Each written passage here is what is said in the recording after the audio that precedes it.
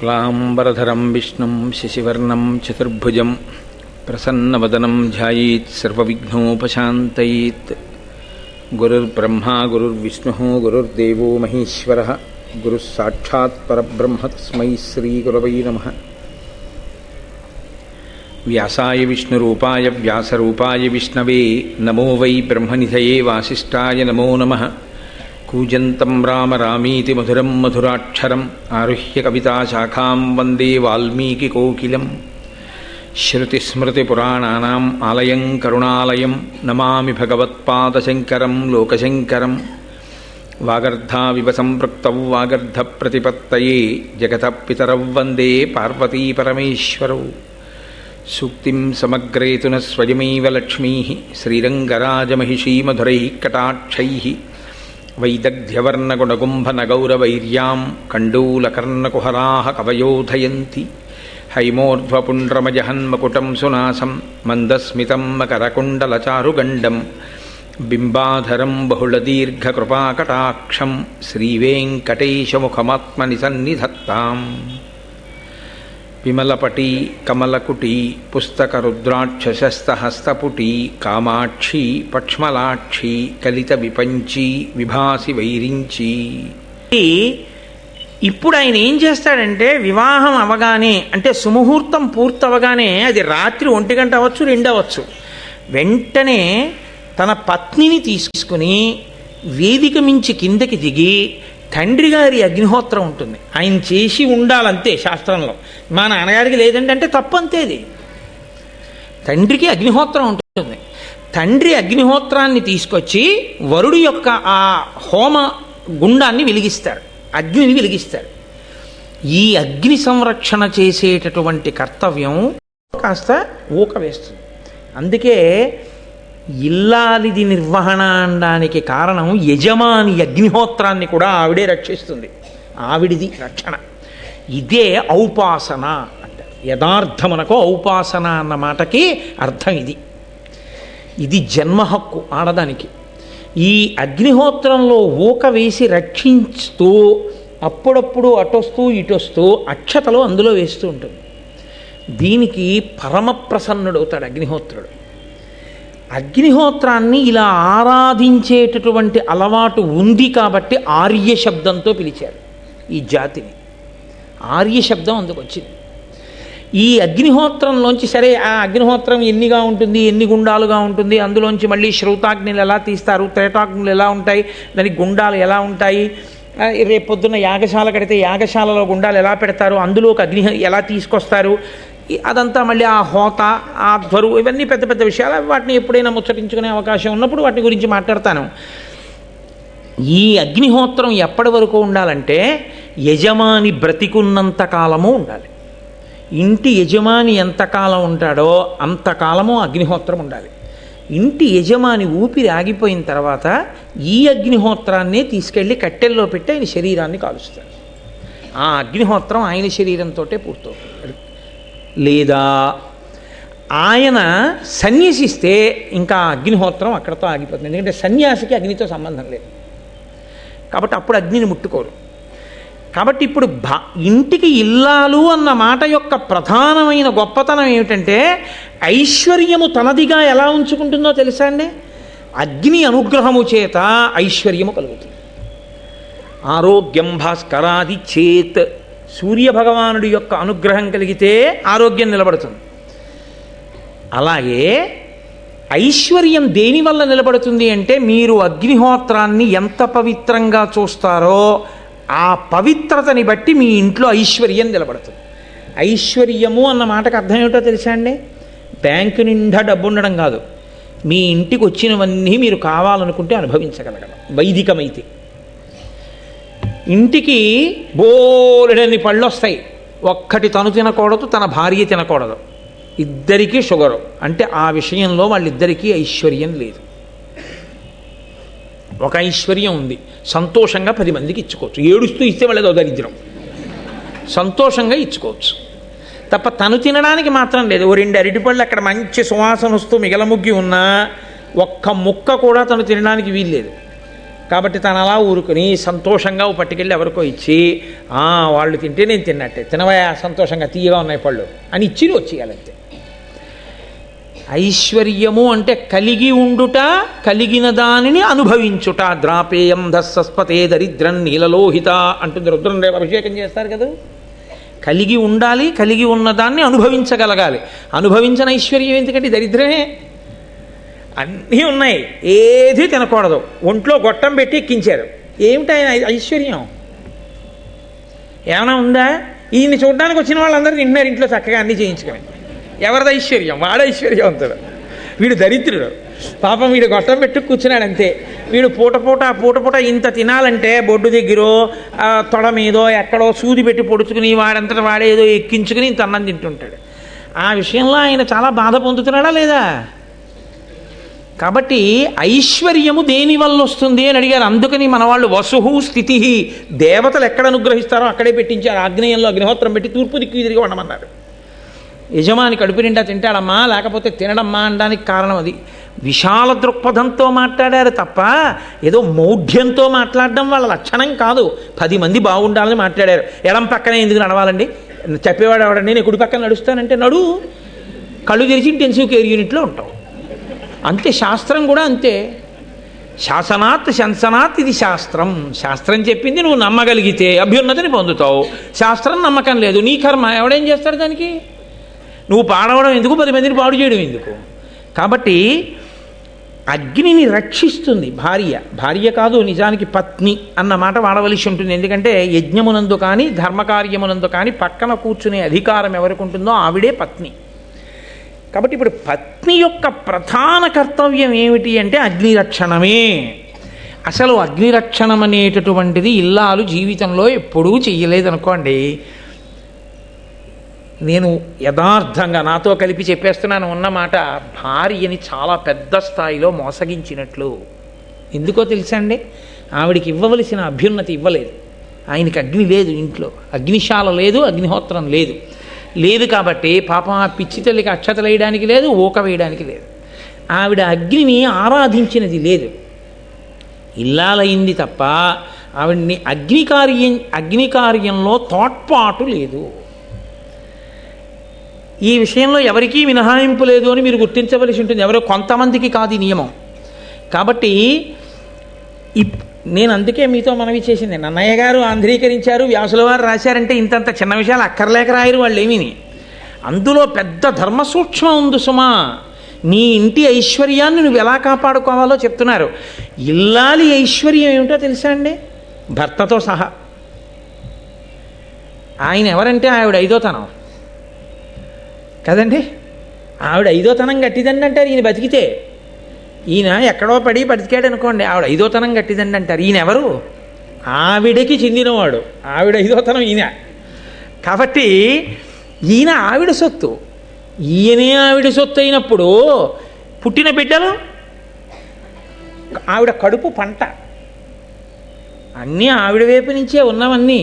అసలు ఆవిడకున్న గౌరవం ఆయనకి లేదు శాస్త్రంలో. యథార్థానికి చాలా కష్టపడి తరించాలి పురుషుడు. స్త్రీ అందుకే ఔపాసన అంటారు దీన్ని. ఇది తెలిస్తే చాలా తొందరగా మెట్లెక్కి ఈశ్వరుణ్ణి చేడతారు. కాబట్టి ఇప్పుడు తన బిడ్డల్ని రక్షించుకోవాలి, తన భర్తని రక్షించుకోవాలి. తనదైనది ఐశ్వర్యము అంటే భర్త బిడ్డలు కూడా. ఇప్పుడు వీరిని ఎందుకు రక్షించుకోవాలి? కనురాపు నుంచి రక్షించుకోవాలి. ఏమిటి కనురాపు? అబ్బా ఎంత వేదం చదువుకున్నాడండి, ఎంత ఘనాపాటి అండి, ఏమి ధారణాశక్తి అండి, ఏమి నియమం పాటిస్తాడండి. 5 గంటలు కూర్చుని ఘన చెప్పి నా కంఠం చేరవదు. ఏమి కంఠం అండి అది? అలా మాట్లాడగా ఆయనకి కనురాపు తగులుతుందేమో. అందుకని అగ్నిహోత్రంలో ఊక వేస్తుంది, అందుకని అక్షతలు వేస్తుంటుంది. ఆ అగ్ని బిడ్డల్ని భర్తని కాపాడుతుంటాడు. కాదు, ఉగ్రభూతములు తిరుగుతుంటాయి, అవి ప్రవేశించి బిడ్డల్ని చెనకతాయి. చెనకకుండా ఏ ఇంట అగ్నిహోత్రమునందు వేస్తారో, ఊక అక్షతలు వేస్తూ ఉంటారో అక్కడికి రావు. అందుకని అగ్నిశాల అని ఒకటి ఉంటుంది ఇంట్లో. అందులో మళ్ళీ ఏ దిక్కుకు ఏ గుండ ఉండాలన్నది వేరు నియమం అనుకోండి. అక్కడ ఈ అగ్నిగుండాన్ని పెట్టి ఉంచుతాడు యజమాని. దాన్ని పరాకు చెప్తాడు భార్యకి. చాలాసేపు బయటికి వెళ్ళిపోతున్నాడు అనుకోండి, ఏమో ఇల్లు తాళం వేసుకో అని ఇప్పుడు చెప్తున్నాం. అప్పుడు ఏం చెప్పేవారంటే అగ్నిని జాగ్రత్తగా చూసుకో, నేను వెళ్ళొస్తాను. ఎందుకంటే మళ్ళీ ఆ అగ్ని వెలిగించాలంటే దానికి ఒక పెద్ద పద్ధతి, అది నిధనం అయిపోతాయి. అందుకని నేను బయటికి వెడుతున్నాను, నువ్వు పరాకుగా అగ్నిహోత్రాన్ని చూడు, అగ్నిశాలలో అగ్నిని జాగ్రత్తగా చూడు, నేను వచ్చి సంధ్యావందనం చేసుకున్న తర్వాత అగ్ని కార్యం చేసుకుంటాను. నిత్యాగ్నిహోత్రీకులని ఇప్పటికీ అగ్నిహోత్రాన్ని అలాగే ఆరాధన చేసే కుటుంబాలు ఉన్నాయి. నేను గత సంవత్సరం గుంటూరులో శ్రీరామాయణం చెప్పే రోజుల్లో శృంగగిరిపీఠ నిర్వాహకులు హరిప్రసాద్ గారు విజయవాడ నుంచి పిలిపించారు నాకు ఆశీర్వచనం చేయించడానికి. ఒక ప్రత్యేక సందర్భంలో నిత్యాగ్నిహోత్రీకులు వచ్చారు. ఆ రోజు సాయంకాలం వాళ్ళు అగ్నికార్యం చేసుకుని వచ్చారు ఆశీర్వచనం చేయడానికి. ఇప్పటికీ ఉన్నాయి ఆ కుటుంబాలు. ఎప్పుడైనా కనీసంలో కనీసం చూసి దర్శనం చేసి పొంగిపోదాం అనుకుంటే 5 బస్సులు వేసుకెళ్ళిపోతే అసహ్యంగా ఉంటుంది, కానీ 5 వెళ్ళి చూడడానికి బాగుంటుంది. కాబట్టి అదిగో అటువంటి సంప్రదాయాన్ని పోషిస్తున్న మహాపురుషులు ఉన్నారు ఇప్పటికీ. కనీసంలో కనీసం అందుకే వంట పొయ్యి దగ్గర మర్యాద పాటిస్తారు. అదొక్కటైనా కనీసం పచనం చేసే అగ్నిహోత్రం కదా, దాని మీదైనా గౌరవం ఉంచాలి కదా అని చెప్పి. సరే, అందుచేత ఇప్పుడు భృగువు స్నానం చేయడానికి వెళ్తున్నాడు. అంటే ఎంత ఆచారకాండ మాట్లాడిందో చూడండి భారతం.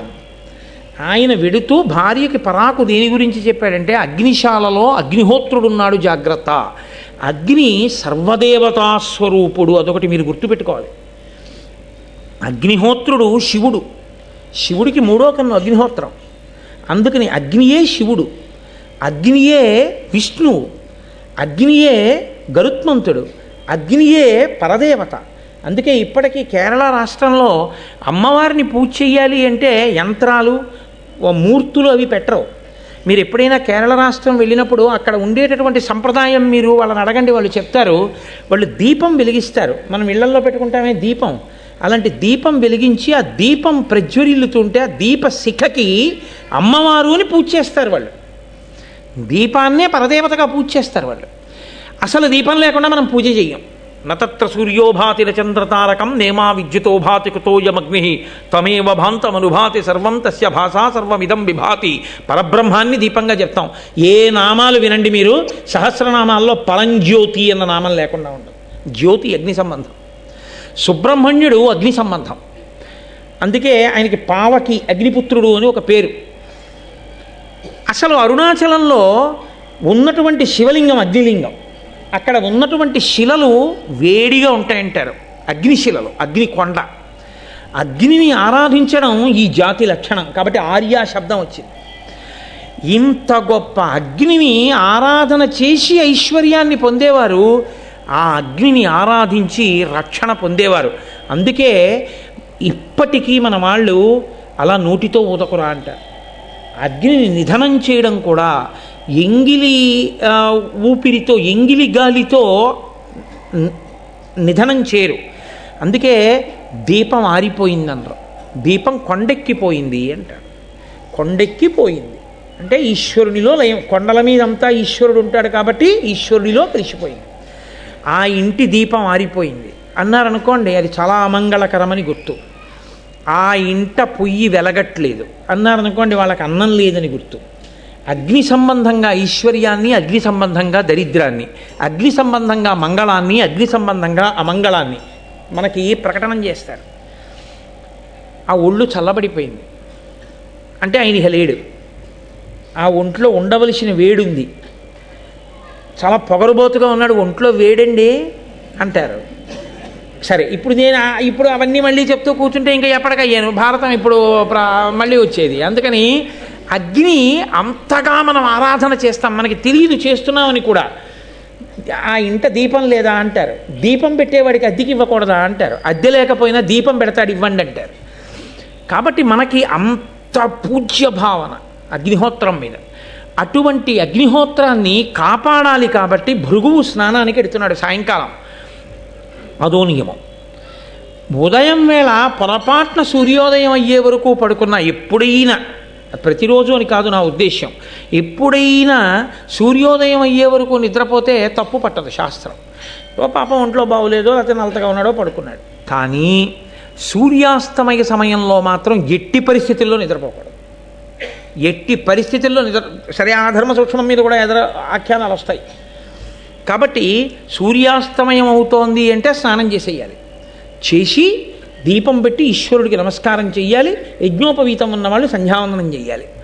కాబట్టి ఆయన సంధ్యావందనం చెయ్యాలి కాబట్టి స్నానం చేయడానికి వెడుతున్నాడు. వెడుతూ ఆయన పరాకు దేనికి చెప్పాడంటే ఆయన భార్య పేరు పులోమ. ఆవిడ్ని పిలిచి అగ్నిని జాగ్రత్తగా చూడు, నేను స్నానానికి వెడుతున్నాను అని చెప్పాడు. ఆవిడ అగ్నిని రక్షిస్తోంది. అగ్నిని రక్షించడం అంటే ఏం చేస్తారు? అగ్నిని పట్టుకుని ఉండరుగా. రక్షించడం అంటే కాస్త ఊక వెయ్యాలి, కాసిన అక్షతలు వెయ్యాలి. ఆడవారు ఎక్కువగా అందులో అక్షతలు సమర్పణం చేస్తుంటారు. కాబట్టి అక్షతలో ఊకో వేసి ఆవిడ రక్షిస్తోంది. ఈలోగా అగ్ని వెలుగుతున్నాడు అంటే వాళ్ళ దృష్టిలో ఎవరు వెలుగుతున్నాడు? ఈశ్వరుడే. అగ్ని ఉన్న చోట ఈశ్వరుడే. కాబట్టి ఇప్పుడు పులోమ రాక్షసుడు అని ఒక ఆయన ఉన్నాడు. ఆయన అదో చమత్కారమైన పేరు. ఈయన భార్య పేరు పులోమ, వచ్చిన రాక్షసుడి పేరు పులోమ రాక్షసుడు. ఆయనకి ఎప్పటి నుంచో ఈవిడి మీద కన్ను. రాక్షసత్వము అన్న మాటకు అర్థం ఏమిటో తెలుసా అండి? వాడికి ఆమె యందు ప్రీతి ఉండడమే మొదటి తప్పు. ఎందుకని? ధర్మం అన్న మాట ఒకటి ఉంది కదా, తన ప్రీతి ఎవరి యందు ఉండాలంటే తన తండ్రి ఎవరిని తెచ్చి తన పక్కన పత్ని స్థానంలో కూర్చోబెట్టాడో ఆమె యందు ఉండాలి. అంతేగాని వివాహపూర్వం తనే నిర్ణయించుకొని తనే అసలు మనసు పట్టుకెళ్ళి పెట్టకూడదు, అదో తప్పు. సరే పెట్టాడు పో. ఆవిడికి పెళ్ళైపోయింది. పెళ్ళైపోయిన తర్వాత కూడా ఆవిడ మీద మనసు పెట్టుకోవడం ఇంకో పెద్ద తప్పు. తప్పుల్లో పెద్ద తప్పు అంటే ఏమిటో తెలుసా అండి? అర్థం పర్థం లేని మాటలు కొన్ని మాట్లాడుతుంటారు. ఆవిడికి 60 ఏళ్ళు వచ్చేస్తాయి. నేను సందర్భంలో చూసి తెల్లపోయాను. 60 ఏళ్ళు వచ్చేస్తాయి. 70 ఏళ్ల వాడు వచ్చి అంటాడు, దీన్ని నాకే ఇచ్చి చేద్దాం అనుకున్నారు చిన్నతనంలోనూ, కానీ దాన్ని వాడికి ఇచ్చారు మళ్ళీ అంటాడు. అదేంటది? 70 ఏళ్ళకి నువ్వు అనవలసిన మాట అది. అప్పుడు కూడా ఇంకా నీ వ్యామోహాన్ని నువ్వు గుర్తు చేసుకోవట్లేదు. ఏమిటి దొడ నిన్ను అలా అంటాడు ఆయన అన్నారు. వాడి మొహం వాడు అలాగే మాట్లాడతాడు రా అంటుంది ఆవిడ. ఎంత అసహ్యంగా ఉంది ఆ మాట అసలు. అంటే సంస్కారం అనందు దోషం ఉందని గుర్తు. నేను యథార్థంగా విన్నాను, నా కర్మ కొద్దీ నాకే తగులుతాయో అని నేను. కాబట్టి ఇలాంటి సన్నివేశంలో ఆ పులోమ రాక్షసుడికి ఆ పులోమ మీద మనసు ఉండిపోయింది. భృగు స్నానానికి వెళ్ళాడు. ఈయన గబగబా వచ్చాడంటే ఎప్పటి నుంచో వెతుకుతున్నాడు ఈవిడ ఎక్కడుందని. వాడు వచ్చాడు గబగబా. వచ్చి వాడికి అనుమానం వచ్చింది, ఈవిడేనా పులోమ? ఎందుకంటే ఆవిడే పులోమ కాదా తెలుసుకుని తన వ్యామోహ ప్రకటనం చేద్దామని. ఎవరిని అడగాలి? అక్కడ ఉన్నది అగ్నిహోత్రుడు ఉన్నాడు, ఆవిడుంది. ఇప్పుడు అగ్నిహోత్రుడు ఈశ్వరుడు అన్న భావన వాడికి కూడా ఉంటే ఆయన మాట్లాడతాడరా, పలుకుతాడరా, ఆయన దేవతరా అనుకుంటే ఆయన అడుగుతాడు కదండి. మీరు ఈ విషయం చాలా జాగ్రత్తగా గమనించాలి. ఆయన దేవత అన్న విషయంలో వాడికి అనుమానం లేదు. కాబట్టి ఆయన్ని అడగాలి, ఈవిడైనా పులోమ అని. అలాగే అడిగాడు వాడు. ఈవిడ పులోమయేనా అని అడిగాడు. ఇప్పుడు అగ్నిహోత్రుడు సంకటంలో పడ్డాడు. ఏం ఆయనకి సంకటం ఎందుకని మీరంటారేమో. ఆయన లోకంలో చేసి పాడవుతున్న వాళ్ళు, చెయ్యక పాడవుతున్న వాళ్ళు ఇద్దరిని చూస్తుంటాడు. ఒంట్లో వేడున్నంతసేపేగా ఏదైనా చెయ్యాలి. ఒంట్లో వేడుండగా చెయ్యకూడనివి చేసి పాడవుతున్నవాడు, ఒంట్లో వేడున్నప్పుడు చెయ్యవలసినవి చెయ్యక పాడవుతున్నవాడు, ఇద్దరిని చూస్తున్నాడుగా ఆయన. అందుకని ఆయనకి సత్యము అసత్యము గురించి బాగా అవగాహన ఉంది. ఆయన అనుకున్నాడు, ఈమె పులోమ అని నేనంటే వీడు రాక్షసుడు ఎత్తుకుపోతే భృగు వచ్చి నన్ను శపిస్తాడు, ఎందుకు చెప్పావు మా ఆవిడ పులోమని అంటాడు. చెప్పకపోతే నాకు తెలియదేయానో ఈవిడ పులోమ కాదనో ఏదో చెప్తే అసత్య దోషం వస్తుంది. ఇప్పుడు ఆయన ఏం చేశాడంటే దోషాల్లో చిన్న దోషం ఏది లెక్క కట్టుకున్నాడు. సత్యమాడ్డం తక్కువ దోషమా, ఈవిడ పులోమ అని చెప్పేస్తే ఒకవేళ ఇతను ఏదైనా అపకారం చెయ్యడం సాధ్యం కాదు. ఎందుకని? ఈవిడ అగ్నిని ఆరాధిస్తోంది కాబట్టి ఈవిడ రక్షింపబడుతుంది తప్పకుండా. నా అనుగ్రహమే మళ్ళీ రక్షిస్తుంది ఈవిడ్ని. కానీ ఈవిడికి బాధ కలుగుతుంది కదా, ఏదో ఒక బాధ కలుగుతుంది రాక్షసుడి వల్ల. అప్పుడు భృగు కోపం వస్తుంది. ఎవడు చెప్పాడు అసలు ఈవిడ పులోమని అంటాడు. ఈయనే చెప్పాడంటుంది ఆవిడ. అప్పుడు నన్ను శపిస్తాడు. శాపం పుచ్చుకోనా అబద్ధమాడినా అని ఆలోచించాడు. అబద్ధమాడమే పెద్ద దోషం, శాపం వస్తే ఆయన కాళ్ళ మీద పడి మళ్ళీ అనుగ్రహం వేడుకొని శాపం పోగొట్టుకోవచ్చు. కాబట్టి నేను సత్యమే మాట్లాడతాను అన్నాడు. అంటే మాట మాట్లాడేటప్పుడు సత్యాసత్యముల గురించి ఎంత పరిశీలన ఉండేదో మీరు చూడండి. సరే, ఇందులో మళ్ళీ చిన్న దోషం వచ్చింది, నేను మీకు వివరణ చేస్తాను ఆ విశేషాన్ని.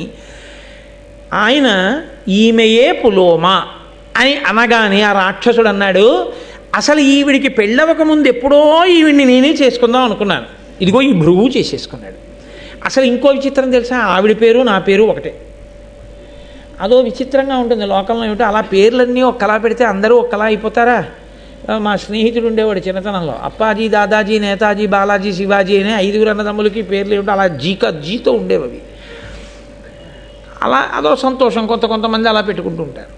అలా నా పేరు పులోమ రాక్షసుడు, ఈవిడ పేరు పులోమ. పెళ్లికి ముందు ఈవిడిని నేను చేసుకుందాం అనుకున్నాను, భృగు చేసుకున్నాడు. అయితేనే తప్పే వచ్చింది, నే పట్టుకుపోతానని ఎత్తుకుపోతున్నాడు. ఎత్తుకుపోయేటప్పుడు తేలిగ్గా ఉంటుందని వాడు పంది రూపం తీసుకుని ఆవిడని ఎత్తుకుపోతున్నాడు. ఆవిడ కన్నీటి ధారతో ఏడుస్తూ ఉండగా, భర్త కోసం అరుస్తూ ఉండగా ఎత్తుకుపోయాడు. ఆవిడ్ని చాలా దూరం ఎత్తుకుపోతుంటే ఆవిడ నిండు గర్భిణి.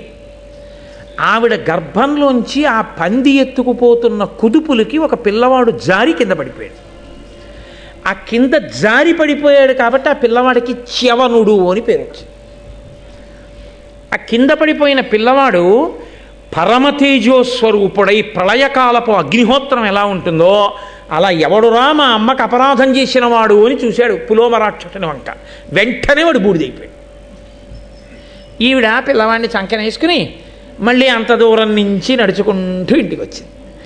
ఈలోగా ఈవిడ్ని ఎత్తుకుపోతున్నప్పుడు ఏడిచింది కదూ. మహాపతివ్రత కంటి వెంట పడినటువంటి నీటి బిందువులు ఒక పెద్ద నదిగా మారిపోయి ప్రవహించాయి. అదేం సామాన్యమైనటువంటి విషయమా? ఇప్పుడు ఈ నది ఒక పతివ్రత కంటి ధార చేత వచ్చిందని దీనికి పేరెవరు పెట్టాలన్నారు. అయ్యి బాబోయ్ మనకి ఎందుకని బ్రహ్మగారిని అడిగారు. ఆయన అన్నాడు, దీనికి వధూసరా అని నామకరణం చేస్తున్నాను అన్నాడు. ఆ నదికి వధూసరా అని పేరు వచ్చింది. ఇప్పుడు అంటే ఒక ఒడ్డు గింజ బోలెడం ఒక్క కంకులో ఇన్ని ధాన్యం ఇచ్చినట్టు మహాపతివ్రతల ఒక్క సీతమ్మ తల్లి కంటి నిప్పు కణిక నీటి బిందువు లంకని కాల్చలేదండి. దాని శక్తి అలా ఉంటుంది. ఇప్పుడు ఆవిడ తిరిగి వచ్చింది, స్నానం చేసి భృగు వచ్చాడు. భృగువు స్నానానికి వెళ్ళి వచ్చే లోపల ఎల్లరంతా అయిపోయింది. ఇప్పుడు ఆవిడ చంకన బిడ్డను పట్టుకుని ఇంచుంది, ఏడుస్తూ ఉంది, డస్సిపోయింది. ఎర్రగా పిల్లాడున్నాడు. ఈ బిడ్డడు ఎవరన్నాడు? చ్యవనుడు మన కొడుకే. ఎప్పుడు పుట్టాడన్నాడు? ఇప్పుడే పందెత్తుకుపోతుంటే జారిపడ్డాడన్నాడు. పందెత్తుకుపోవడం ఏమిటి అన్నాడు. అంటే ఇదిగో పులోమ రాక్షసుడు అన్నవాడు వచ్చాడు, ఈమె పులోమయేనా అని అడిగాడు. అడిగితే ఈమెయే పులోమ అని తెలియగానే నన్ను ఎత్తుకుపోయాడు. ఈ పిల్లవాడు జారిపడ్డాడు, పడుతూనే కోపంగా చూశాడు, వాడు బూడిదైపోయాడు. ఆ పిల్లవాడి తేజస్సు అటువంటిది, అగ్నిని ఆరాధించినటువంటి ఫలితం. కాబట్టి ఆ పిల్లవాడి చేత రక్షింపబడ్డాను, ఇదిగో పిల్లాడిని ఎత్తుకొచ్చానయ్యా అది. చాలా సంతోషించన్నాడు. అసలు నువ్వు పులోమ అని చెప్పిన వాడెవరు అని.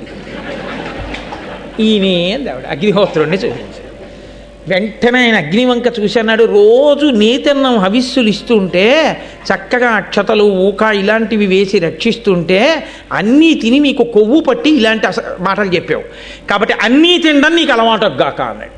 అన్నీ తింటావు ఇవాళ నుంచి, అది ఇది కాదు, ఏదైనా తినేస్తావు అనేటప్పటికి ఇప్పుడు ఆయన హడిలిపోయాడు. ఇది ఎక్కడ కూడా నన్ను ఏదో శాపం ఇస్తాడని నేను అనుకున్నాను, అన్నీ తినేయమన్నాడు నన్ను ఇప్పుడు. కాబట్టి ఇప్పుడు తినకూడదు అన్నది ఏం లేవు నా దగ్గర. అన్నీ తినడం అంటే ఎంత బాధాకరమైన విషయం అండి. శవం దగ్గర నుంచి ఆయనలో పడయ్యాలే కానీ ఆయన కాల్చనిది అన్నది ఉండకూడదు లోపల. అన్నీ తినాలి. అన్నీ తినడం అనేటటువంటి విషయం అంత తేలికని మీరు అనుకోకండి. మనమే ఒక వంకాయనే ఇంకోలా వండితే అబ్బా అలా వండితే నేను తిన్నంటాం. అలాంటిది అగ్నిహోత్రుడు అన్నీ తినే, పైగా ఆయన సద్బ్రాహ్మణుడు. మీరు ఎప్పుడైనా అగ్నిహోత్రుని యొక్క మూర్తిని చూశారో లేదో నాకు తెలియదు. ఆయన చాలా చమత్కారంగా ఉంటాడు. 7 నాలుకలతో ఉంటాడు.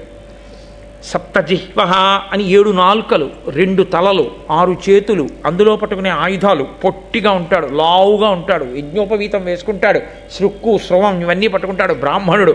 ఆయన మూర్తి ఎప్పుడన్నా మీరు చూశారో లేదో చాలా గొప్పగా ఉంటాడు అగ్నిహోత్రుడు. వైదిక సంస్కృతికి చిహ్నం కింద ఉంటాడు ఆయన. అటువంటి అగ్నిహోత్రుడు అన్నీ తినేయడం అంటే, సర్వభక్షకుడు అవ్వడం అంటే బాధాకరం కదండి. ఆయన వెంటనే భృగువు వంక చూసన్నాడు, నేను ఇవ్వగలను శాపం. ఎందుకు ఇవ్వాలో తెలుసా నీకు శాపం? ఒక కారణానికి ఇవ్వాలన్నాడు. ఇక్కడ ఎన్ని చమత్కారాలు అనుకుంటున్నారు, ఎవరి ధర్మం వాళ్ళది. అసలు భృగువు ఎందుకు ఇవ్వాలి శాపం? తన భార్య ఎవరో అడిగితే సత్యం చెప్పినందుకు శాపం ఇస్తాడా? కాదు. సత్యము అన్న మాటకి సనాతన ధర్మంలో ఒక అర్థం ఉంది. సత్యము అంటే నిజము పల్కుట అని కాదు. అలా చెప్పే మిగిలిన విశ్వాసములలో చాలా ఇబ్బందులు వచ్చాయి. ఇప్పుడు నేను దాని గురించి మాట్లాడను. కానీ సత్యము చెప్పుట అంటే కేవలము నిజము చెప్పుట అని అర్థం కాదు. సత్యము చెప్పుట అన్న మాటకు అర్థం తెలుసా అండి? సత్యం బ్రూయాత్ ప్రియం బ్రూయాత్ న బ్రూయాత్ సత్యమ ప్రియం. మనుష్య సహజమైనటువంటి ప్రేమ చేత అత్యంత అమాయకంగా భయంతో ఉన్నటువంటి ఒక ప్రాణి యొక్క గౌరవాన్ని కానీ, ప్రాణికి కలగబోయే దుఃఖాన్ని కానీ, ప్రాణికి కలగబోయేటటువంటి ఇబ్బందిని కానీ దృష్టిలో పెట్టుకుని రక్షించుట కొరకు ఆ సమయంలో నిజానికి బదులు అబద్ధం చెప్పిన శాస్త్రం దాన్ని సత్యంగానే వేసుకుంటుంది. అంటే మాకేమీ సరిగా అర్థం కాలేదు నీ మాట ఏమిటో అని మీరు అంటారు. నేను మీకు ఒక ఉదాహరణ చెప్పాలి అంటే, నేను ఒక అరుగు మీద కూర్చున్నాను అనుకోండి, ఒక గోవు పరిగెత్తుకుంటూ అలా వెళ్ళిపోయి మా ఇంటి పెరట్లోకి వెళ్ళిపోయి బిక్కు బిక్కు బిక్కు బిక్కుమంటూ ఆవుల మందలో కలిసిపోయి ఎక్కడో గడ్డివాన్ సాటికి వెళ్ళి నిలబడింది. అటుగా ఆవుని పట్టుకుని చంపేద్దామనుకున్నటువంటి కసాయి వాళ్ళు వచ్చారు. పంతులు గారు, ఆవు ఏదైనా ఇలా వెళ్ళిందా అని అడిగారు.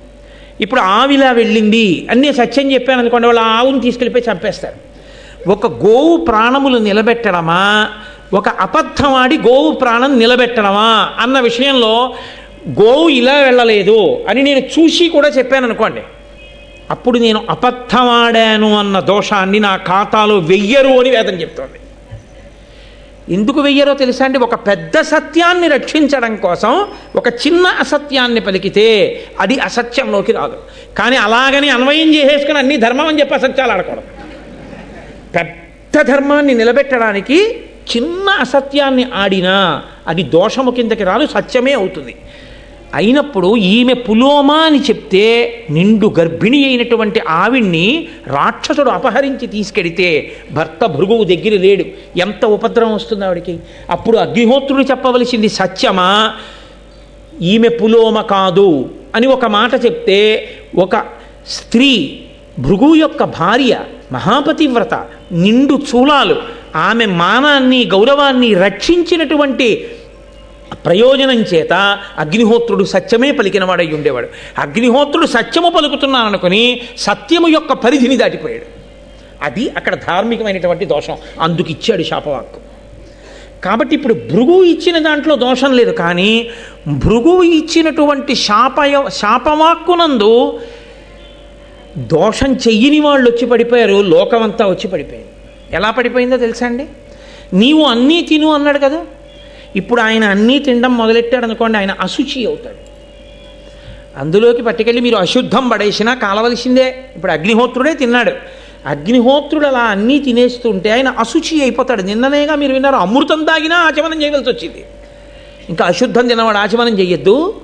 అగ్నిహోత్రుడు అన్నీ తింటుంటే అశుచి అవుతాడు. అశుచి అయితే అన్ని చోట్ల ఎక్కడ ఏం కాలుస్తున్నాడో ఎవరికీ తెలియదు. మీరు ఇక్కడ చేస్తున్నటువంటి యజ్ఞం నిష్ఫలమైపోతుంది. ఎందుకైపోతుంది? మీరు అగ్నిముఖత ఇచ్చినవి పుచ్చుకోవడానికి ఆయనకి అధికారం లేదు. ఎందుకనంటే ఆయన అశుచిగా ఉన్నాడు. అశుచిగా ఉన్నవాడు పుచ్చుకున్నాడు కాబట్టి ఇప్పుడు దేవతలకు అన్నం దొరకదు. ఇది పరమేశ్వరుడు పెట్టిన వ్యవస్థ. ఇది ఎంత చమత్కారంగా ఉంటుందంటే, ప్రభుత్వం మనకి జీతం ఇస్తుంది, ప్రభుత్వం మన దగ్గర నుంచి పన్ను కట్టించుకుంటుంది. పన్ను కట్టించుకున్న ప్రభుత్వం ఇంకొంతమందికి గ్రంథాలయాలు పెడుతుంది, హాస్పిటల్స్ పెడుతుంది, కారాగారాలు పెడుతుంది, దొంగల్ని తీసుకెళ్ళి అందులో పెడుతుంది, పుస్తకాలు చదువుకునే వాళ్ళని వెళ్ళి ఇందులో చదువుకోమంటుంది, కొంతగా ఉద్యోగాలు ఇస్తుంది, ఉద్యోగాలు ఇచ్చి జీతాలు ఇస్తుంది, జీతాలు ఇచ్చి పన్నులు కట్టించుకుంటుంది. ఏ ప్రభుత్వం జీతం ఇచ్చి పన్ను కట్టించుకుంటుందో మళ్ళీ ఈ పన్నుతో నడిపిస్తూ ఉంటుందో వ్యవస్థని, అలాగే పరమేశ్వరుడు ఒక వ్యవస్థ చేశాడు. నీకు దేవతలు ఐశ్వర్యం ఇస్తారు, వర్షం కురవడం దేవతల చేతిలో ఉంటుంది, దేవతల ఆకలి తీర్చడం నీ చేతిలో ఉంటుంది. వాళ్ళు వర్షం కురిపిస్తారు, నీకు పంటలు పండుతాయి. నువ్వు పంట ఇంటికి తెచ్చుకుని యజ్ఞం చేసి యజ్ఞంలో హవిస్సుని, ఆ హవిస్సు వాళ్ళు పుచ్చుకుంటారు, వాళ్ళు భోజనం చేస్తారు.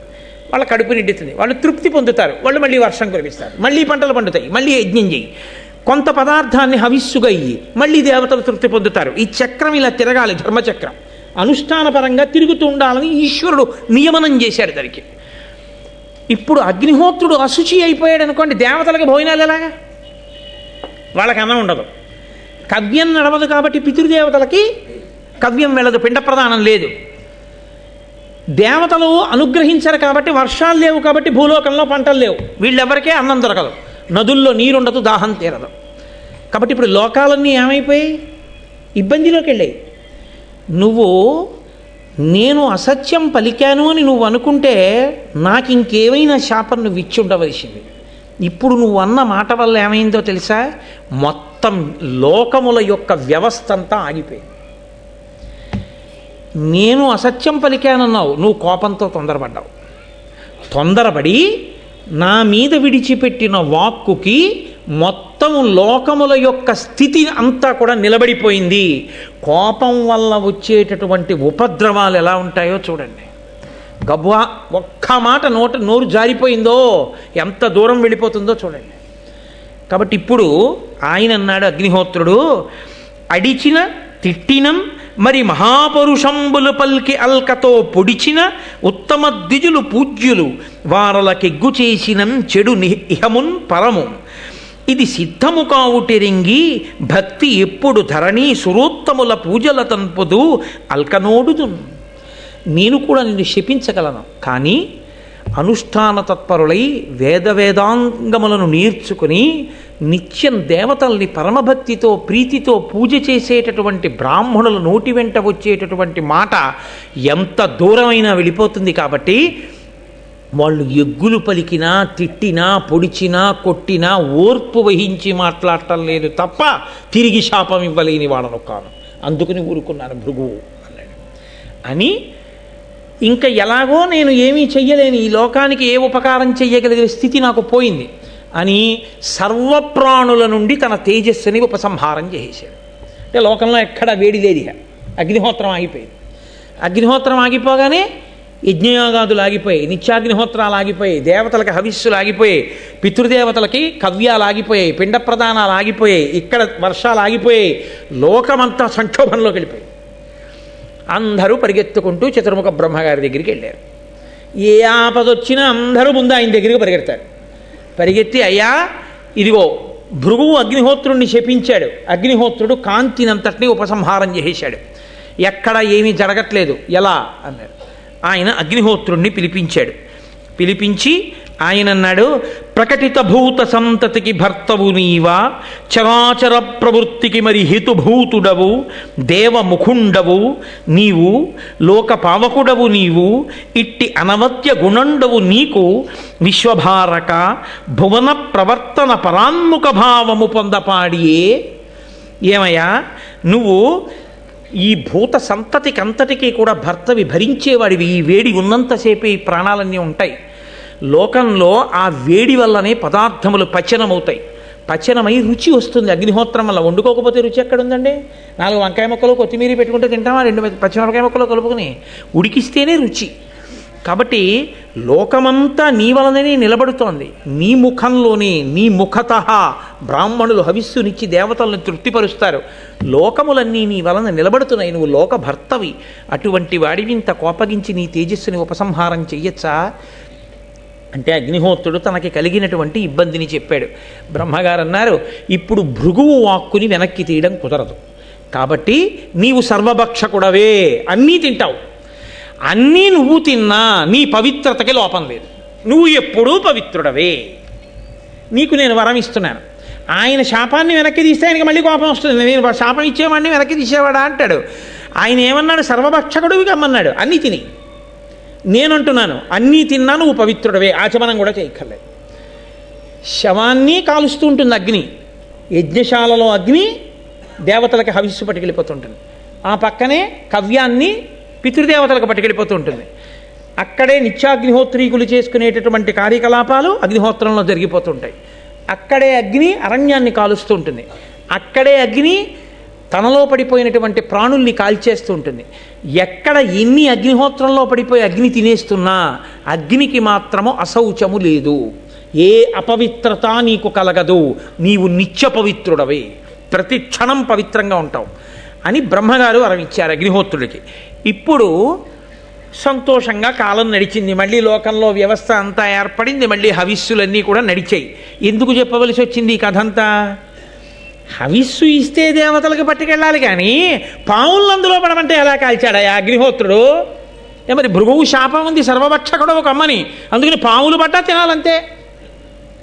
అందుకు తిన్నాడయ్యా అని చెప్పడానికి భృగువు దగ్గర జరిగినటువంటి పులోమ, ఆ అల్లరి, దానివల్ల ఆఖరికి వచ్చిన శాపం, ఎందుకు అగ్నిహోత్రుడు సర్వభక్షకుడయ్యాడో, అయినా పవిత్రుడయ్యాడో మహానుభావుడైనటువంటి శౌతి ఈ విషయాలు చెప్పి ఆయన అన్నాడు, ఈ శవనుడు జన్మించాడు కదా అక్కడ ఉండేటటువంటి భృగువుకి పులోమకి, ఆయన శర్యాతి అనబడేటటువంటి రాజు యొక్క కుమార్తె అయినటువంటి సుకన్యని వివాహం చేసుకున్నాడు. దేవి భాగవతంలో మీరు ఈ ఘట్టాన్ని విన్నారు. పుట్టలో కూర్చుని ఆయన తపస్సు చేస్తూ ఉండడం, కళ్ళేదో మిరుగుడు పురుగుల్లా కనపడుతున్నాయని ఆవిడ పుల్లతో పడవడం, ఆయన రెండు కళ్ళు పోవడం, వృద్ధుడైనా కూడా ఆవిడ వివాహం చేసుకోవడం, ఆవిడ పరమ పాతివ్రత్యంతో ఆయన్ని అనువర్తించడం, అశ్వినీ దేవతలు రావడం, నీకు నీ భర్త పట్ల అంత పాతివ్రత్యము అంత మమకారము ఉంటే ఏది మేము చూస్తాం, ముగ్గురం కలిసి స్నానం చేస్తాం, ముగ్గురం ఒక్కలా ఉంటాం, నీ భర్తనెవరినో నువ్వు గుర్తుపట్టడం, ముగ్గురు వెళ్ళి ఆ సరోవరంలో స్నానం చేయడం, ముగ్గురు అశ్వినీ దేవతలుగానే కనపడడం, తన భర్త ఎవరో తను గుర్తుపట్టలేకపోతే తన పాతివ్రత్యానికి దోషం వస్తుంది కాబట్టి ఆవిడ వెంటనే నమ పద్మ ప్రభోదేవి అంటూ దేవీ భాగవతంలో అమ్మవారిని స్తోత్రం చేయడం, అమ్మవారు అనుగ్రహించి ఆ శర్యాతి కుమార్తె అయినటువంటి ఆ సుకన్యకి తన భర్తని గుర్తుపట్టగలిగినటువంటి బుద్ధి ప్రచోదనం చేయడం, దానివల్ల ఆమె చవన మహర్షిని గుర్తుపట్టడం, చవన మహర్షికి నిత్య యవ్వనం రావడం, మళ్ళీ యవ్వనంలోకి వచ్చి వాళ్ళిద్దరూ సంతోషంగా కాలం గడపడం, ఈ ఘట్టాన్ని మీరు దేవీ భాగవతంలో విన్నారు. నేను ఒక్కసారి విహంగ వీక్షణంగా దాన్ని మీకు జ్ఞాపకం చేశాను. ఇప్పుడు ఈ చవన మహర్షి సుకన్యకి కలిపి ప్రమతి అనబడేటటువంటి కుమారుడు జన్మించాడు. ఈ ప్రమతి ఘృతాచి అని క్షీరసాగర మథనం చేసినప్పుడు పాలసముద్రంలోంచి పుట్టినటువంటి అప్సరసని వివాహం చేసుకున్న కారణం చేత లేదా ఆమెతో సంగమించినటువంటి కారణం చేత ఘృతాచికి ప్రమతికి రురుడు అనబడేటటువంటి పిల్లవాడు పుట్టాడు. ఈ రురుడు గంధర్వరాజు అయినటువంటి విశ్వావసుడు, మేనక వీరిద్దరికీ జన్మించినటువంటి ప్రమద్వర అనబడేటటువంటి పిల్ల స్థూలకేశుడు అనబడేటటువంటి ముని ఆశ్రమంలో పెరుగుతుంటే ఆమెని వివాహం చేసుకుందామని సంకల్పం చేసి నిశ్చితార్థం చేసుకున్నాడు. నేను ఈమెని వివాహం చేసుకుంటాను అని మాట ఇచ్చాడు. అంటే తన భార్య అయిపోయినట్టే ఇంచుమించుగాను. మీరు విన్నారు కదూ ఎక్కడి వరకు వచ్చామో. ఇప్పుడు ఆమె స్థూలకేశుడు ఆశ్రమంలో ఉంది, రురుడు ఆమెని వివాహం చేసుకుంటాను అన్నాడు. ఇంకా వివాహం అవ్వలేదు. నాకు ఈమె భార్య అవుతుంది ప్రమద్వర అని ఆయన సంతోషంగా ఉన్నాడు. ఒకరోజు సాయంకాలం ఆ ప్రమద్వర చెలికెత్తెలతో కలిసి స్థూలకేశుని యొక్క ఆశ్రమంలో ఆడుకుంటూ తిరుగుతోంది. ఒక పెద్ద త్రాచుపాము ఒకటి వచ్చి ఎక్కడి నుంచో ప్రమద్వర యొక్క పాదం మీద కాటు వేసి వెంటనే ఆమె నురగలు కక్కుకుని మరణించింది. మరణించగానే రురుడికి ఈ విషయం తెలిసింది. పరిగెత్తుకుంటూ వచ్చాడు. వచ్చి ఆయన ఏడుస్తున్నాడు, ఈమెని భార్యని చేసుకుందాం అనుకున్నాను, ఈమె ఎందే మనసు ఉంచుకున్నాను, కానీ ఈమె మరణించిందని ఈయన బాధపడుతున్నాడు. మిగిలినటువంటి ఋషులందరూ కూడా వచ్చి అక్కడ చేరారు. ఆ సమయంలో రురుడు అక్కడ ఉండే వాళ్ళందరినీ ప్రార్థన చేశాడు. అదో చమత్కారమైన ప్రార్థన. అది దేవతల్ని కూడా ఉద్దేశించి చేశాడు ఆయన అన్నాడు, అలయకయేన దేవ యజనాధ్యయన వ్రత పుణ్యకర్మముల్ సలుపుదునేని ఏన గురు సద్విజభక్తుడనేని ఏన యత్యలఘు తపస్వినేని దివిజాధిప భూసురులారా మన్మనో నిలయకు ఈ ప్రమద్వరకు నిర్విషమయ్యడు నేడు మీదయన్. నేను గురువుల్ని చాలా జాగ్రత్తగా సేవించిన వాడనైతే, హోమాలు చేసిన వాడనైతే, యజ్ఞయాగాది క్రతువులు చేసి ఉంటే, తపస్సు చేసి ఉంటే, పుణ్యకర్మలు చేసి ఉంటే, నేను గురువు పట్ల భక్తి కలిగిన వాడనైతే ఈమె తిరిగి బ్రతుకుగాక అన్నాడు. అని ఆయన అన్నాడు, అపరిమితాజ్ఞ చేసియు మహాపురుషుల్ విషతత్వ సంహితా నిపుడులు మంత్రతంత్రములు నేర్చి విధించియు దీనికిన్ విషవ్యపగతమైన జీవమిది వచ్చును పాయము సెయ్యరొక్కో వ్యపగతమైన జీవమిది వచ్చు నుపాయము చెయ్యరొక్కో నా తపము ఫలంబు అధ్యయన దాన ఫలంబులు ఇత్తు వారికిన్. ఎవరైనా విషం శరీరంలోకి ఎక్కిన దాన్ని మళ్ళీ వెనక్కి తీసేయగలిగినటువంటి మంత్రతంత్రములు నేర్చిన వారుంటే, ఈ ప్రమద్వర శరీరంలోకి ఎక్కినటువంటి పాము విషాన్ని వెనక్కి తీసేస్తే మంత్రశక్తితో, వాళ్ళకి నేను చేసిన అధ్యయన ఫలాన్ని, తపోఫలాన్ని, గురువులను సేవించిన ఫలాన్నంతటినీ ధారపోసేస్తాను అని ఏడుస్తున్నాడు. ఈ రురుడు ఏడుస్తున్న ఏడుపు విని ఆకాశంలో వెళ్ళిపోతున్న ఒక దేవదూత అన్నాడు, ఇంత చదువుకున్నావు, అంత ఏడుస్తున్నావే, ఒకసారి శరీరాన్ని ప్రాణి విడిచిపెట్టేస్తే చేసుకున్న కర్మ ఫలితంగా అలా విడిచిపెట్టేస్తారు అకారణంగా, అకాలంగా విడిచిపెట్టేస్తే మళ్ళీ వెనక్కి వస్తారా? రారు. కానీ నిన్ను చూస్తే నాకు జాలేస్తోంది, ఇంత ఏడుస్తున్నావు కాబట్టి నీకు నేను ఒక ప్రత్యేకమైనటువంటి మినహాయింపిస్తున్నాను. నీకు ఎంత ఆయుప్రమాణం ఉన్నదో, ఎంతకాలము నీకు ఆయుర్దాయం ఉందో అందులో సగభాగం నువ్వు ఈ ప్రమద్వరకి ధారపోస్తే ఈమె బతుకుతుంది. అప్పుడు ఇద్దరూ కలిసి జీవితం గడుపుతురుగానన్నాడు. ఆ ప్రమద్వరకి ఆయన తన ఆయుర్దాయంలో సగభాగాన్ని ధారపోశాడు. ధారపోస్తే ప్రమద్వర లేచి కూర్చుంది. ఆయన రురుడు ప్రమద్వరని వివాహం చేసుకున్నాడు. ఇద్దరూ సంతోషంగా కాలం గడుపుతున్నారు. అప్పటి నుంచి రురుడు ఒక పని చేస్తుండడం మొదలుపెట్టాడు.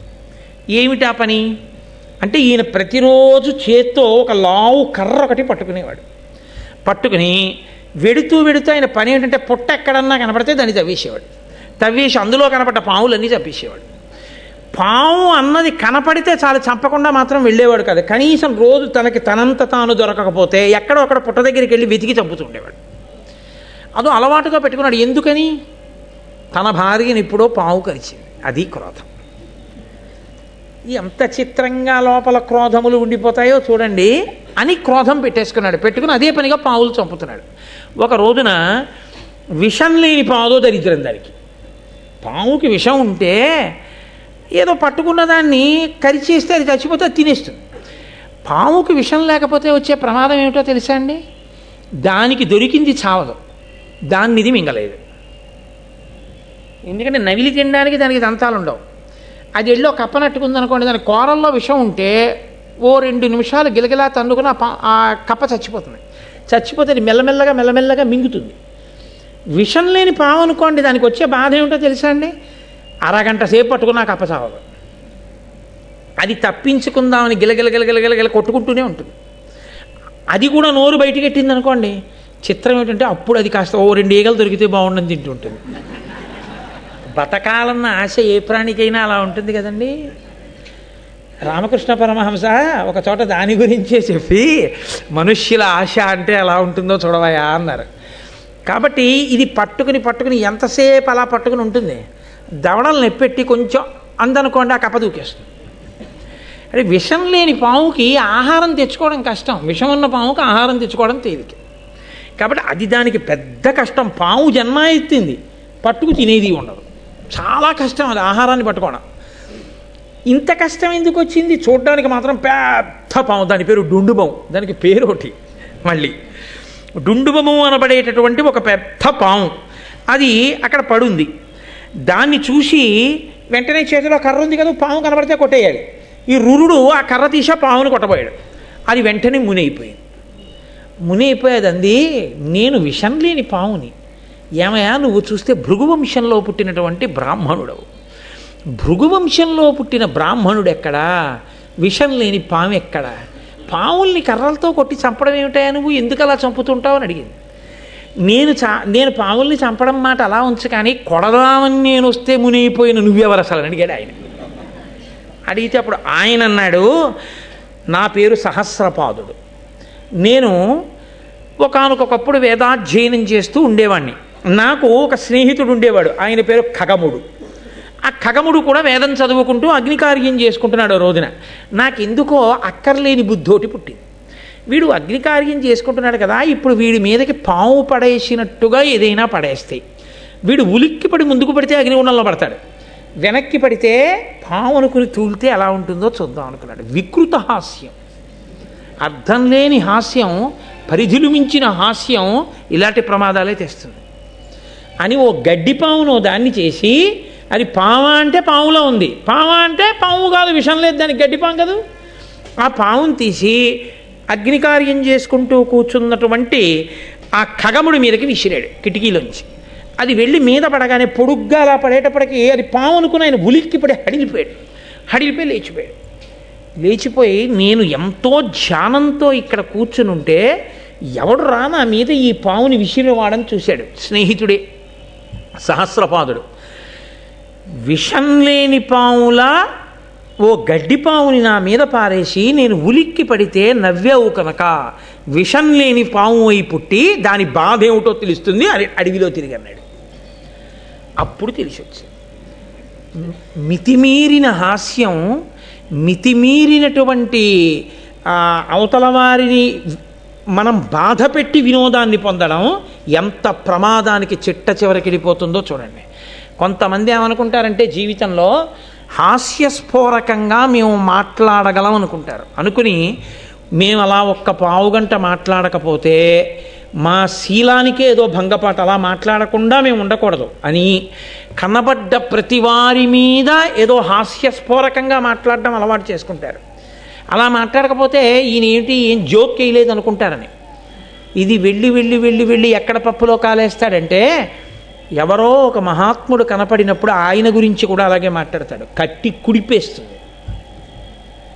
కాబట్టి అదే పనిగా హాస్య ప్రసంగాలు చేయడం మంచిది కాదు, అది ఒక దుర్లక్షణంగా చెప్పింది శాస్త్రం. కాబట్టి నిరంతర హాస్య ప్రసంగం, ఎప్పుడూ అర్థం లేని హాస్యం మంచిది కాదు. కాబట్టి విషం లేని పాముగా పుట్టి తిరుగుతున్నాను. అప్పుడు ఏడిచాను నా స్నేహితుడు ఖగముడి దగ్గర, నాకెప్పటికయా విముక్తి అని అడిగాను. నీకు ఏనాడు భృగువంశంలో పుట్టిన రురుడు దర్శనం అవుతాడో, కర్ర పట్టుకుని నిన్ను చంపబోతాడో అప్పుడు నువ్వు మామూలు పాము అవుతావు, దానివల్ల ఉపకారం కలుగుతుందిలే అన్నాడు. అందుకని మునినయ్యాను. ఇది సరే, కానీ నాకొక ఆశ్చర్యకరమైనటువంటి విషయం తెలుస్తోంది. నువ్వు భృగువంశంలో పుట్టావే, బ్రాహ్మణుడవే, వేదం చదువుకున్నావు, యజ్ఞం చేస్తున్నావు, ఇలా కర్ర పెట్టి పాముల్ని కొట్టచ్చా? బ్రాహ్మణుడంటే ఎటువంటి వాడు? భూనుత కీర్తి బ్రాహ్మణుడు పుట్టుడు తోడన పుట్టు ఉత్తమ జ్ఞానము సర్వభూత హిత సంహిత బుద్ధియు చిత్తశాంతియున్ మాన మద ప్రహాణము సమత్వము సంతత వేద విద్యానుష్ఠానము సత్యవాక్యము దృఢవ్రతమున్ గురుణాపరత్వమున్. ఒక సచ్చీలుడైనటువంటి బ్రాహ్మణుడు పుట్టగానే ఆ చుట్టుపక్కల ఉన్న వాళ్ళ అందరిలోనూ కూడా భూతదయ కలుగుతుంది, మంచి భావములు కలుగుతాయి, అందరిలోనూ కూడా చిత్తశాంతి కలుగుతుంది, మంచి ఆలోచనలు కలుగుతాయి. అప్పటి వరకు ఉన్నటువంటి దుష్టమైన ఆలోచనలు పరిశీలనం చేత పక్కకి వెళ్ళిపోతాయి. తమని తాము పరిశీలించుకొని చెడు లక్షణములను విడిచిపెట్టగలిగినటువంటి స్థితి బ్రాహ్మణ వాక్కు వలన వస్తుంది. అందరినీ సమానంగా చూసేటటువంటి బుద్ధి కలుగుతుంది. అటువంటిది ఒక బ్రాహ్మణుని వలన సంభవిస్తుందని, బ్రాహ్మణులు అలా బ్రతకాలని శాస్త్రాలు చెప్తున్నాయి. నువ్వేమయ్యా కనపడ్డ పావులన్నీ చంపుతూ హింస చేస్తున్నావు, ఇలా చెయ్యొచ్చా? ఇప్పటికైనా ఈ బుద్ధిమానం, ఏదో కర్మవశం నీ భార్యని కరిచింది, అయిపోయింది, బ్రతికించుకున్నావు, అక్కడతో దాన్ని విడిచిపెట్టాలి. అంతేకాని కనపడ్డ పావులన్నీ చంపుకుంటూ వెడితే నువ్వు చేసిన ఈ హింస నిన్ను కట్టి కొడపదా? తప్పు, బ్రాహ్మణుడవు, ఇక ఈ హింస చెయ్యకు అంటూ ఆయన అన్నాడు. నీ తండ్రికి శిష్యుడైనటువంటి ఆస్తిక మహర్షి ఒకానొకప్పుడు జనమేజయుడు చేసినటువంటి సర్పయాగాన్నే ఆపాడు. నీ తండ్రికి శిష్యుడైనటువంటి ఆస్తికుడు జనమేజయుడి సర్పయాగాన్ని ఆపాడే, అటువంటి వంశంలో పుట్టిన నువ్వు పాముల్ని చంపడానికి సిగ్గుగా లేదా అన్నాడు. అయ్యా నాకు బుద్ధి వచ్చింది, ఇంకా నేను చంపను అన్నాడు. అనగానే ఎక్కడ చెప్తున్నాడు ఈ కథ? నైమిషారణ్యంలో. వాళ్ళన్నారు, ఇక్కడ వరకు బాగుంది, రురుడి వరకు చెప్పావు. రురుడి తండ్రి యొక్క శిష్యుడు అస్తికుడు జనమేజయుడి సర్పయాగాన్ని ఎందుకు ఆపాడో, అలా ఎందుకు జరిగింది అది చెప్పు. రేపు ప్రారంభం చేస్తాను, ఇప్పటికే 8 దాటిపోయింది కదా అని ఇవాళకి చక్కా మనందరం ప్రసాదం తీసుకుని ఈశ్వరుడు యొక్క హారతి అందుకుని బయలుదేరదాం నైమిషారణ్యంలో. ఇది నైమిషారణ్యమే పవిత్ర భావన చేత అని అన్నాడు. నేను మంగళం చెప్పిన తర్వాత మీతో చాలా ఒక ప్రధానమైన విషయాన్ని 1-2 నిమిషాలు ముచ్చటిస్తాను, దయచేసి అలాగే కూర్చుని ఉండండి. మంగళాశాసనపరైః మదాచార్య పురోగమైః సర్వైశ్చ పూర్వైరాచార్యైః సత్కృతాయాస్తు మంగళం. మంగళం కోసలేంద్రాయ మహనీయ గుణాత్మనే చక్రవర్తి తనూజాయ సార్వభౌమాయ మంగళం. ఉమాకాంతాయ కాంతాయ కామితార్థప్రదాయినే శ్రీగిరీశాయ దేవాయ మలినాథాయ మంగళం. కరచరణకృతం వా కర్మవాక్కాయజం వా శ్రవణనైనజం వా మానసం వా పరాధం విహితం వా సర్వమేత్తక్షమస్వా శివ శివ కరుణాబ్ధే శ్రీ మహాదేవ శంభో. సర్వం శ్రీ ఉమామహేశ్వర పరబ్రహ్మార్పణమస్తు. స్వస్తి.